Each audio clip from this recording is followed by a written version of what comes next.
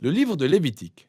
C'est le troisième livre de la Bible arrivant juste après l'Exode entrepris par les Israélites pour mettre fin à leur esclavage. Dieu les a par la suite conduits au pied du mont Sinaï où il a conclu avec eux une alliance régissant leurs relations, ce qui ne les a pas empêchés de très vite se rebeller et de rompre cette alliance, alors que Dieu avait toujours voulu que sa glorieuse présence demeure au sein du peuple d'Israël au travers de ce tabernacle, mais le péché d'Israël a compromis la relation.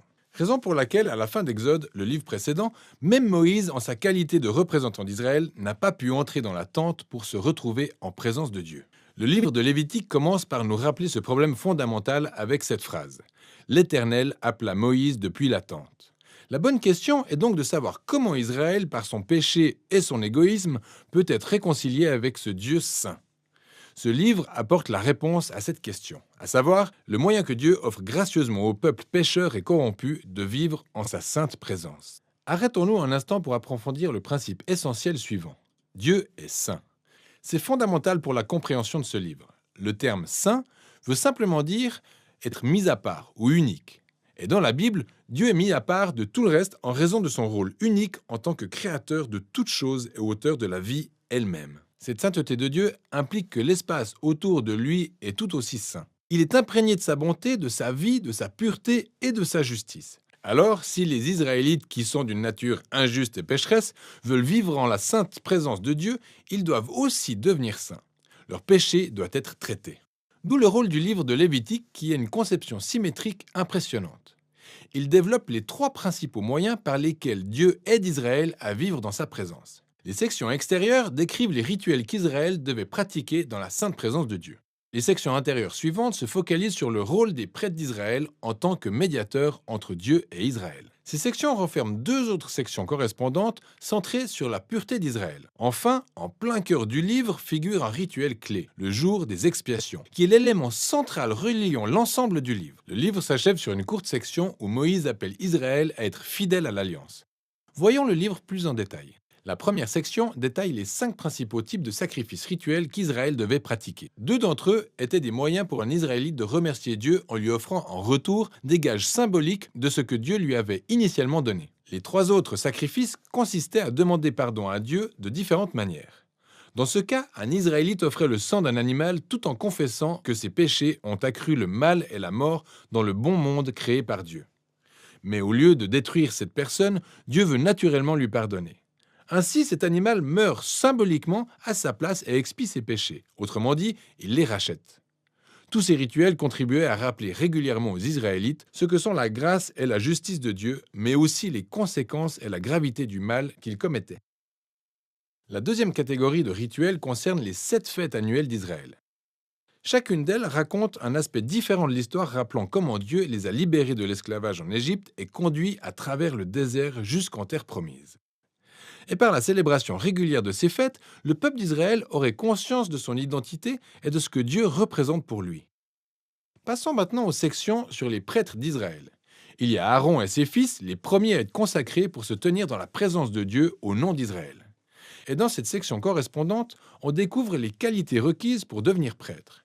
Les prêtres devaient avoir un niveau extrêmement élevé d'intégrité morale et de sainteté rituelle, car ils représentaient le peuple devant Dieu, et représentaient également Dieu auprès du peuple. D'ailleurs, on découvre en revenant à la première section pourquoi la sainteté des prêtres est aussi importante. Juste après que la famille d'Aaron soit consacrée, 2 de ses fils font preuve de légèreté en entrant dans la présence de Dieu.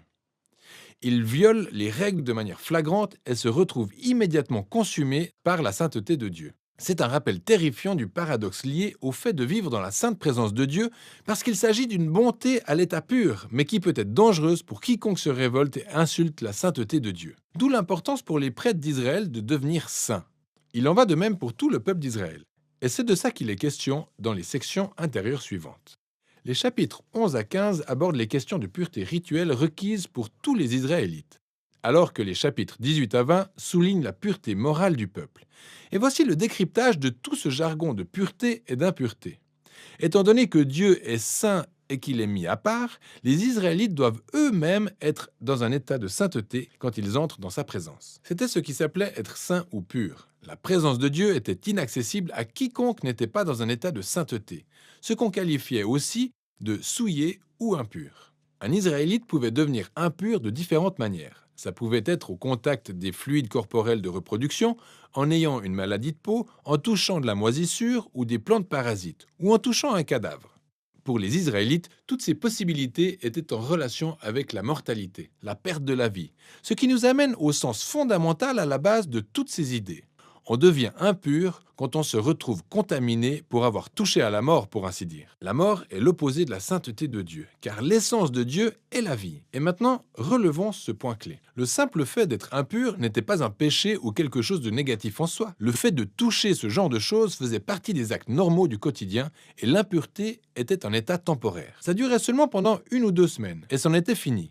Ce qui était mauvais, ou un péché, était de faire preuve de légèreté en gardant ces symboles de mort et d'impureté sur son corps pour se tenir dans la présence de Dieu. Alors, le dernier moyen par lequel on pouvait devenir impur était de manger certains animaux. C'est dans cette section que figurent les lois sur l'alimentation cachère. C'est vrai qu'il existe plusieurs théories sur les raisons pour lesquelles certains animaux étaient considérés comme impurs et interdits, que ce soit pour cause d'hygiène ou pour éviter des tabous culturels. Le texte n'est pas explicite, mais l'élément de base liant l'ensemble de ces chapitres est très clair. Ensemble, ces règles sont une suite de symboles culturels détaillés, rappelant à Israël que la sainteté de Dieu devait affecter tous les aspects de leur vie. La section correspondante d'ici concerne la pureté morale d'Israël. Les Israélites étaient appelés à vivre différemment des Cananéens. Ils devaient prendre soin des pauvres au lieu de les ignorer, avoir un excellent niveau d'intégrité sexuelle et promouvoir la justice sur tout leur territoire. Alors, situé en plein centre du livre, figure la longue description de l'une des fêtes annuelles d'Israël, le jour des expiations. Il est fort probable que le péché et la rébellion de chaque Israélite n'étaient pas couverts par les sacrifices individuels, alors 1 fois par an, le grand prêtre prenait 2 boucs. L'un d'entre eux servait d'offrande de purification pour expier le péché du peuple, et l'autre servait communément de bouc émissaire. Le prêtre confessait les péchés d'Israël et les transférait symboliquement à ce bouc, avant de le chasser très loin en plein désert. Ceci est encore une autre image démontrant la force du désir que Dieu a doté le péché et ses conséquences de son peuple pour qu'il puisse vivre avec eux en paix. Le livre s'achève avec Moïse appelant Israël à être fidèle au terme de l'alliance. Il décrit les bienfaits de la paix et de l'abondance qu'expérimenteront les Israélites s'ils obéissent à toutes ces lois. Il les avertit aussi que s'ils sont infidèles et déshonorent la sainteté de Dieu, ils inviteront les désastres qui finiront par causer leur propre exil hors de la terre promise à Abraham. Alors, si vous êtes tenté de savoir comment Lévitique s'inscrit dans l'ensemble du récit biblique, vous pouvez lire la première phrase du prochain livre de la Bible, Nombre. Il commence par « L'Éternel appela Moïse dans la tente ». Ainsi, nous voyons que Moïse peut désormais se tenir dans la présence de Dieu au nom d'Israël. Donc, les recettes du livre de Lévitique fonctionnent.